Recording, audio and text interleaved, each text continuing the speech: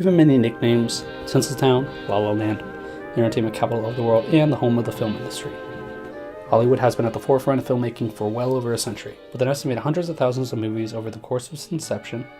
As of May 2018, Hollywood is made up of roughly 39,510 directors and producers, 20,380 actors and actresses, 3,330 writers and authors, and 4,580 editors work in the film industry. In Avengers Endgame, there is a total of 3,040 people currently credited as of working on the film, with 1,298 of them working in the visual effects department. That's about 42% of the entire cast and crew. But the film with the largest cast and crew is Iron Man 3 with 3,310 people credited as of working on it.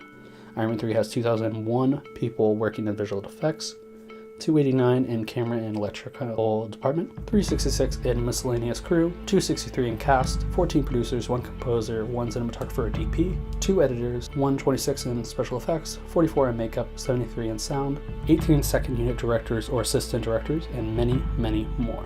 The average number of crew credits that are typically in a Hollywood film is about 588. There's a lot of people who work on these Hollywood films, and there's a lot of money that goes into these films, especially with summer blockbusters such as Iron Man 3 and Avengers Endgame. Hollywood is a very, very competitive industry to get into, especially trying to get your foot into the door. That's the purpose of this documentary, to answer 2 of Hollywood's biggest questions. How do you get into Hollywood, and how do you make it in the industry? To do so, my team and I have interviewed filmmakers in different fields to see if they might be able to give us some answers to these questions. This is The Road to Hollywood. Hey, I'm Joanie Diener. I'm Tom Carlson. My name is Ed Brachtl. Hi, my name is Jin, and I want to be a film editor. Hi, I'm Catherine Atkins, and for my future career, I would like to get into the film industry. I'm interested in cinematography, but anything just revolving film, the making of it, I would want to do. Film music editor. And me too. I'm retired now. And I'm still working. And then I also edit, film, partially direct interviews, music videos. Well, I am not trained in film at all. I'm a musician. So I was a music major and a grad student in music, classically trained pianist, but then sort of drifted from that to become a singer-songwriter for the next coming of Joni Mitchell, which didn't quite happen, but that's sort of, so my background is all music, not film. I was at UC Berkeley for my undergrad in music and then a year of grad school in music at Boston University. And I had a background in music as well. I'm a tuba player. I guess you could call that music. That is.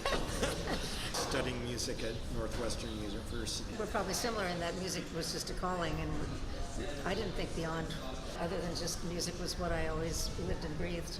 I started off on Final Cut Pro X. It was a good product. And then eventually I moved on to, which I use still to this day, it's my favorite product, Adobe Premiere Pro. Just love it. Works great. Tons of add-ons you can add on it, and along with that I use After Effects. That's really where I can go crazy with my edits. I usually edit the video with my Adobe Premiere and Adobe After Effects. Photoshop and Lightroom I usually use Canon T7i. Also I use GoPro Hero 7. For the drones I use DJI Mavic Pro, Rode mic. And then for cameras, personally I use like very simple DSLRs like Rebel T5, Canon 80Ds like that. Something that like I can just pick up and go and shoot, but like some of the cameras I've been able, like blessed to work with past, like Red cameras, these massive like production cameras. Those for like big sets and whatnot. Those weren't even my cameras, but I got to use them, so it's really cool. But most of the time I'll just use like a standard DSLR. For me, I mean, music has always been my whole life, but I always loved film. I was a fan of films and movies. And I was not as knowledgeable about film composers, early film composers. I am now, but I wasn't. I loved film, and someone actually suggested to me, I was trying to I wanted to do music for film or make films, and this person said, you should try music editing because it's really where movies, post-production is where movies come together, where they get made, and you'll see how music works with film and I thought, well, that sounds like a fun thing to do for a couple of years. And then getting in, but so that's sort of, and to this day, I love, one of my favorite things about it is not just the people, but the idea, the process of marrying music to images, and when it really clicks, it just feels really good in your heart. I would say I originally was more of a science kind of a guy, and I met a teacher when I was a freshman in high school named Bill Cole, who became just an inspiration for a whole generation of students. He was a brilliant, brilliant teacher, genius, and had a thing called the Great Books Club, and what it really was the cinema club.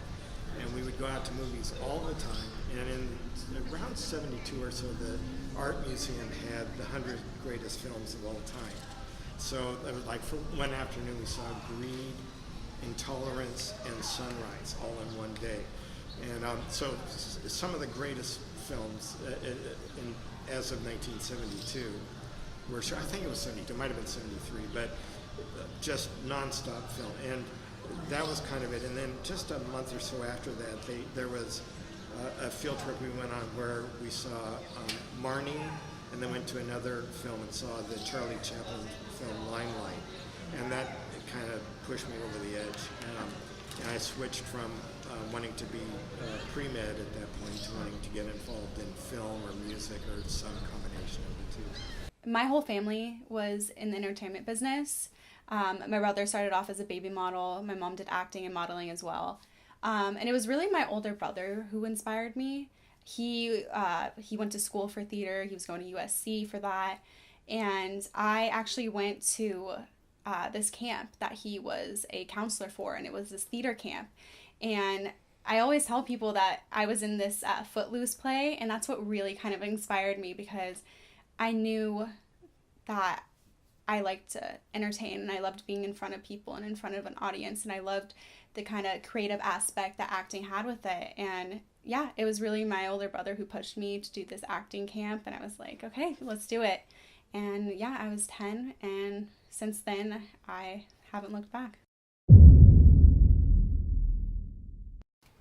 My favorite was one of the guys, like I said, I looked to Cole Bennett. I actually got to work alongside him on one of his video projects for a rapper. And that was like a really cool experience, because like we got to work with like a prop car. We get to light it on fire in a field.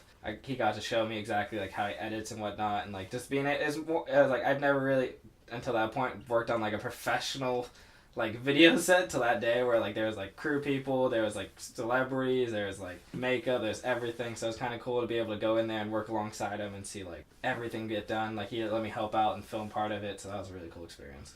I don't really have anything that I favorite over the others, because each experience is kind of different and complex and diverse in its own way. And you know, at first I thought I couldn't do like comedy. I was like, oh my gosh, like I'm so awkward, like this isn't funny, it's just awkward. But you learn to do different things and to like appreciate each person that you go in to read for, because like you get to make up your own story for them. And I think that's what's so cool about each character, is that they have their own story, and you kind of get to see yourself in each character. You're like, oh hey, you know, I can relate to that, and you know, you get like really into it. So I don't know, I've really appreciated every project that I got the chance to be a part of, because I always tell people are super negative. People are like, I didn't get this, you know, job, and I worked so hard, and I thought I did so great. And I'm like, I learned to kind of tell myself that if I can't create the director's image of what they want for this project, then, you know, that's something I can't do for them, and I can't be upset about that. But if I have the ability to bring something to life for this person, then I think that's amazing that I'm helping other people bring kind of their visions to life. So that's why I kind of appreciate everybody that I've got the chance to portray, because it's really important to someone out there, and they ultimately become a part of me and important to me as well. That's really tough, because for me, part of it is the project itself. I worked on one of the best movies I think I ever worked on was American Beauty. I was one of 2 music editors, but that was an incredible project. But also what influences that answer for me is the people you work with, because to me it's about the relationships and the camaraderie and the collaboration. So it's hard to say. I mean, some of the most fun things I've ever done were musicals. I've done, you know, an Alan Menken musical, and that's where you're involved from beginning to end. And so, which one was that? Well, we did. It was a long-form television thing, but it was a Christmas Carol, his long-running musical that played at Madison Square Garden, or still does, and they did a movie on it. And I was basically in from pre-records, playbacks on the set, all the way in Budapest, and all the way through, which led to other movies with Alan, but live action. So my favorite have been like musicals, even another TV one. Even though mostly I've been working in features, one of my favorite jobs ever was a remake of The Music Man with Matthew Broderick and Kristen Chenoweth, because that's just one of my all-time favorite musicals. So. For me, it's the same. It's multi-part. I mean, part of it, I worked on a really horrible film once, not very good at all. Put a studio under it called Cutthroat Island. Oh yeah, that one. But it had a great score. It's one of my favorite projects That's ever. a great score. Just because the score was so darn good, and I love the composer. John Debney did the music for that. It's a terrific score. I loved working with Jodie Foster on a couple of pictures, Nell and Little Man Tate. It also has to do with the composers you work with, and also the quality of the project. There can be really good films where you're miserable, but the quality of the film lifts you up enough that you can get through it. Okay. Right. So.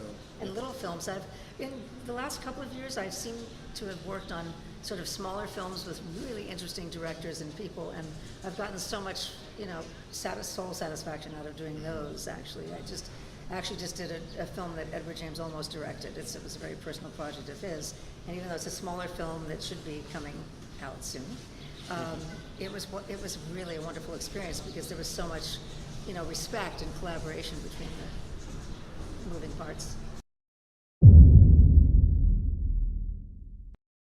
Well, I was named after Julia Roberts, so I'm a huge fan of her. And I really like actors and actresses who kind of do method acting. So I would say like Johnny Depp, I guess Steve Carell is a method. He's very funny too, but I watched one of Steve Carell's audition tapes, and if you ever get the chance, just watch, audition tapes from these actors because it's incredible. And you watch him and it's like, you don't really get the chance to use props in, a self-tape or if you're going into an audition room. And there was this one audition he had where he had to pretend that he was eating trash. And just the way he was, like, gulping it and the veins, like, popping out of his face, I was like, wow, like, you actually think he's eating trash right in front of you. And I think that's so cool how actors can take literally a blank room and turn it into like something huge. And I think that is so cool. So I love anybody that could do method acting or just like that really intense acting like I was talking about where you have to get like beaten up or you're like, what was it? It was Leonardo DiCaprio where there was that scene where he had to get attacked by a bear. I was like, how do you do that? Like, because it's like when they're filming scenes like that, it's a person in like the suit. And it's so incredible to see how they bring that to life and how he's able to, just portray something like that. Because I don't even know how you pretend to be attacked by a bear. I think that's so cool. So I love it. I love all actors that can do incredible things like that. I'd say the two biggest influences in my work would have to be Dave Meyers and Cole Bennett.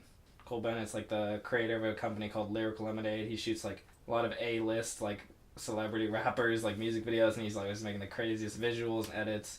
So that's where I always got the idea for like editing and like these crazy effects and whatnot. And then Dave Meyers, he has his biggest that I've seen at least was Kendrick Lamar's Humble video and Travis Scott's SICKO music video, where it's not like the effects so much that he has, but like the like settings he has it in, the cinematic effects and everything. Like it's just something like as soon as you release it, it's like something you've never seen before and it blows you away. It's like, wow, I want to try and do that. So those two guys, like they really like in the sense of cinematic view and like editing, those two come together, and that like really that's why I try and like push to be like mix them together.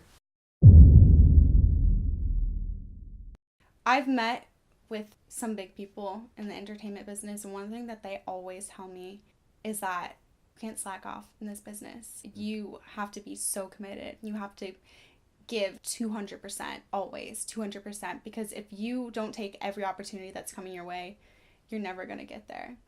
Don't take things too personally. It's an extremely subjective medium, and not to, if someone doesn't like something you did, don't take it personally. People have different tastes. Sort of persevere. Yeah. Persevere and ride over the rough spots. Try to be the very, it sounds cliche, but be the very best you that you can possibly be. It sounds like a line from a movie. take risks. Don't be like self-conscious. If this is your creativity and this is your content, this is like something you're putting into, release it. It may be crap, it may be really good. At the end of the day, like you can only grow and keep going up. So just try to get a broad education.